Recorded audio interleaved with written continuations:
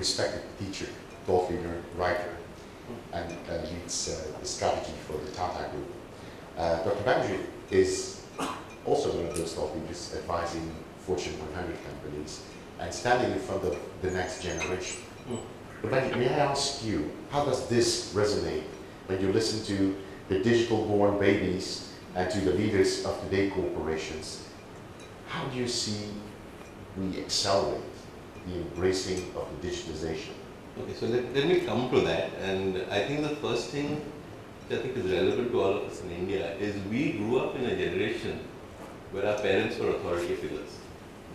In the current generation, the children of the people in this room are growing up in a generation where parents become friends at the age of 10 or the age of 14. And that's because we don't want our kids to go through what we went through in terms of pressure and hierarchy. Now these kids are used to, number one, their first source of information is digital. The classroom is a secondary source. So my son will come home and say, this is a bad teacher. How do you know? Well, he said something that doesn't agree with Google. So Google is more credible than your teacher. So, that's one very clear thing that you... Now, when these kids go into classrooms and when these kids go into organizations, they are not going to be willing to be hierarchically led.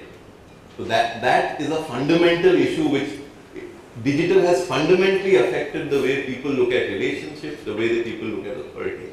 Building on what Dr. Kumar said, there is this phrase that I really like that I came across in an article. It's called mute the hippo.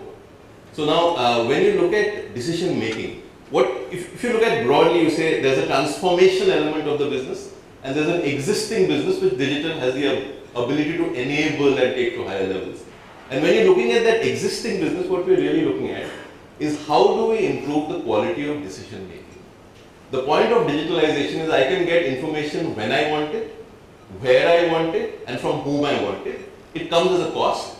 So I have to look at my business and decide where that can impact business outcomes, and that is where I first look at it. Otherwise, I'll make the investments and not know where the benefit is. But the point is, what is the default today?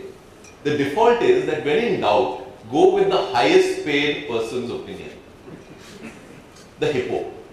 So if you are looking forward, then one of the directions that we have to look at is how do we mute the hippo.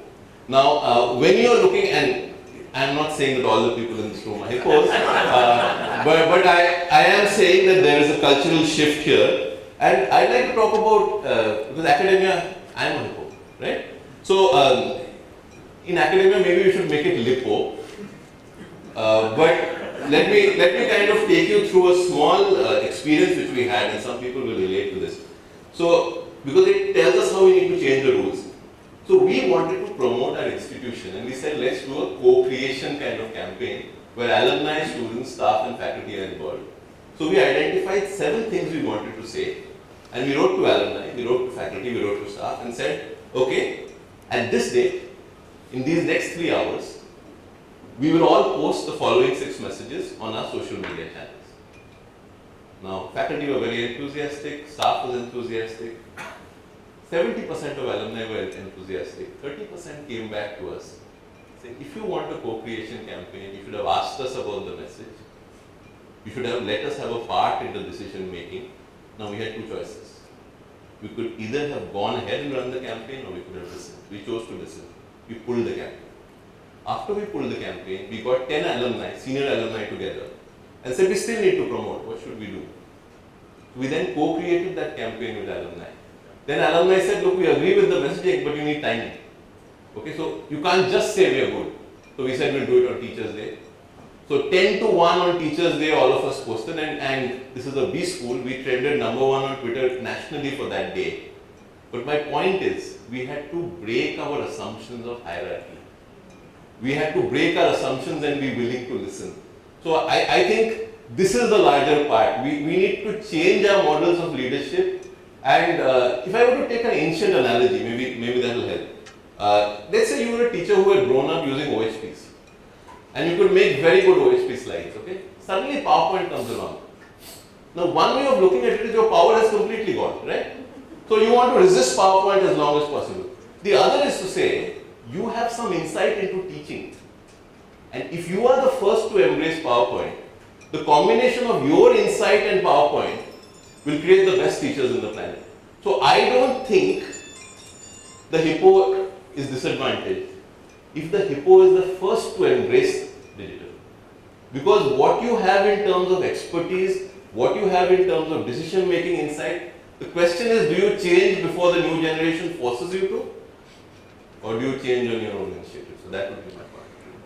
Question for the room.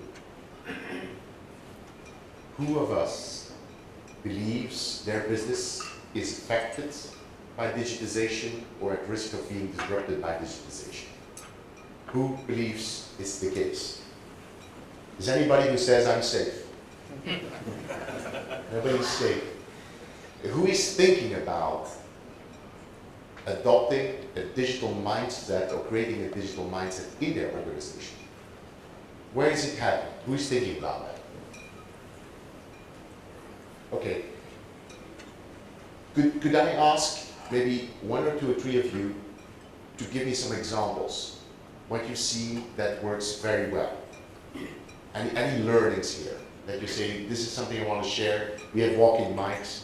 And he wants to share an example and say, look, what I've seen, this was a way to drive digitization through our organization. Let me share. Yeah, my name is Himanshu. I work for Sealed Air. And Sealed Air is a company which started by inventing bubble wrap. But we also have very interesting businesses including cleaning and hygiene solutions. Now, the Tata Group of Hotels, where Professor represents in a way, is one of our customers. Now the key thing for us is that we deal with a large number of people who are involved in the mundane business and the chore of cleaning, and one of our major tasks is to educate, imbibe the importance, train them effectively. We've moved almost the whole training to a digital media. A large part of our role is to audit the sites, figure out whether what's being done right, what's wrong. We used to read on paper, it's all now digital. The benefit, the speed. You don't do a post-mortem 1 month, 2 months later, you get a red or a green spot immediately, and you can take the corrective action, don't run the risk. We're seriously working on Internet of Things, where you know digitally whether the room is clean or not. Somebody stepped in or didn't step out, or things like that. But to me, I think what Professor Banerjee said, the message is embracing. If you lead the pack, you have an advantage. And we see we have an advantage in the marketplace because we are leading in a way. We don't see any of our competition doing anything like this at this point in time. We want one or two more, then we'll go to the next question. My name is Vivek Kalucha. I'm from Reliance Industries. So our business is a very traditional. We are an asset-based company, and I think the journey of digitization in our company that we're taking on is in a way empowering a lot of our people. So let me take an example. I work in procurement, and the bigger challenge now and I forget let's not talk about the crude and the others, but the projects that we're doing, the supply chains that we have for our operations, those vendors, we have in thousands of numbers. Integrating with them, we know that it's going to change the way we're going to run our projects, change the way we're going to deliver the projects, speed of the project, and I think we've got to take that opportunity now because others are going to come in and then we're going to lose the opportunity. So I think a great message being said here, we need to adopt. I think the challenges on our side is obviously getting the ecosystem around us. It's our responsibility to have the ecosystem around us work with us. But there are lots of good ideas. Lots of good ideas. Thank you. He's going to just sort of take that. Yeah, well, I'll make a quick comment. My name is Avinash Dehe. I work for Larsen & Toubro. I'm the head of corporate strategy. I spent the last 25 years in IT. And if you look at the IT industry, we were rewarded for executing well. So our entire model was, you give us your applications, we'll maintain them, we will fix them, we will modernize them. And suddenly this disruption has sort of asked all of us in the industry, to start stepping up and saying that you've been with us for the last 2 decades. Tell us how we should change our business. So the business, the imperative is, do we have the guts to cannibalize what has sustained the industry for the last 2-3 decades? I think that's the biggest challenge for the industry. And what the digital wave has created is what I call the opportunity created by equal disadvantage. So even a small company with smarts can come and make a pitch and walk away with business. And that's our biggest threat. So all that we've done will not maybe take us to the next level is our biggest worry. And that's what we're going to solve. Building on this, and also what Dr. Kumar said, the question then for the panel is, what does it say about the digital ecosystem? What can corporations do, to your point, to surround themselves with what we could call 360-degree vision? So you can see the substitution, the disruption coming, acquire it, stay ahead of it, partner with it. Whether it's suppliers, whether it's customers. And if you're in business to business, you know, worth thinking also about the fact in India, you know, there's about 100 million people today that have smartphones or smart devices. 200? Yes, 300. 300, well, you know, soon it'll be 700. Dr. It's Kumar? right down in the last one. It'll be 700. So, It all depends on how you define a smartphone in India. yes. But how do we capture that intelligence? How do we capture market needs? How do we do market segmentation? What does it mean for brands? What does it mean for our brand as a supplier, as an OEM? How do we interact with the digital ecosystem? Any point of views on that, Dr. Kumar? So, you know, I mean, the digital ecosystem is very vast. With the Internet of Things coming, is going to become much bigger, right? Connecting with the suppliers and all is going to be only a small part when every device is connected, and you know, you get all this information. And the problem with all this data that's coming in, and I see it, you know, is that data is really not a competitive advantage. It's a competitive cost, right? Because I have to store the bloody thing somewhere and pay for it. What is an advantage is if I can use it to generate insights, and then I have the organizational capability to use those insights and do something with them, right? That's why, as they say, because the digital exhaust that each person is going to, you know, put out is going to be, it's like they say that in a sandstorm, it takes exactly 6 minutes for a person to go blind and mad, you know? And that's what's going to happen with all this data. We just go blind and mad unless we know how to manage that data.